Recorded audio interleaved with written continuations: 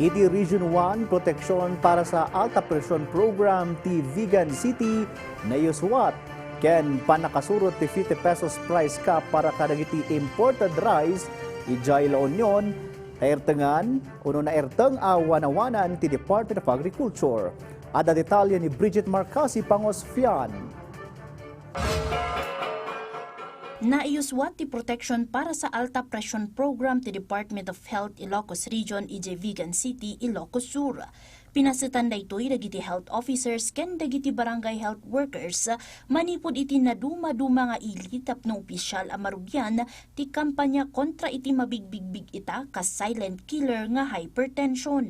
Babaen iti daytoy nga inisyatiba maijaya ti libre a health assessment ken counseling na iya sidag kadagiti BHW ti nasapa a panagtingiting nasaya at a panagpaagas ken libre a kang runaan na serbisyo ti salunat para kadagiti umili.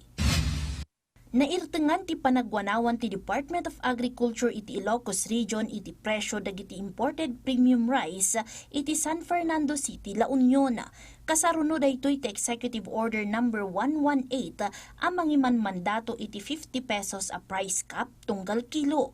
Karaman kadagiti natingiting iti panagwanawan ti ahensya ti presyo ken umno apan nakaikarga ti level tapno maipasigurado ti panangsurot dagiti retailers iti naituding a presyo.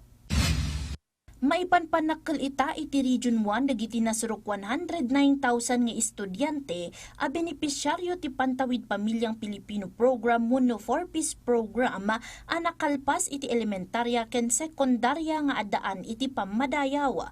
Manipod ng rugi ti programa para ita atawan dumanon iti 99,476 nga estudyante iti nakapagturpos nga addaan iti with honors, 9,739 met tinakalpas nga adaan iti high honors, bayat a 628 a benepisyaryo met tinakailagpas nga adaan iti highest honors.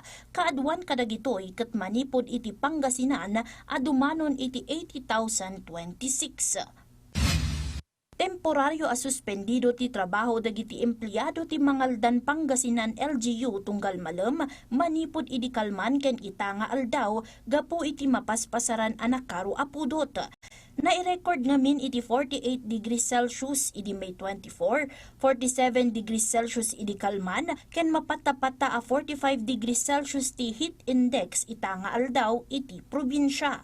Babaan iti pamili ni Mangaldan Mayor Bonafe de Vera Parayno. Temporaryo ang nasuspindir ti trabaho ken maipatungpal ti alternative work arrangement tapno maprotektaran ti salunat ken kinatalged dagiti empleyado ti LGU. Bridget Marcasi Pangosfian para iti Pambansang TV. Iti Baro a Pilipinas.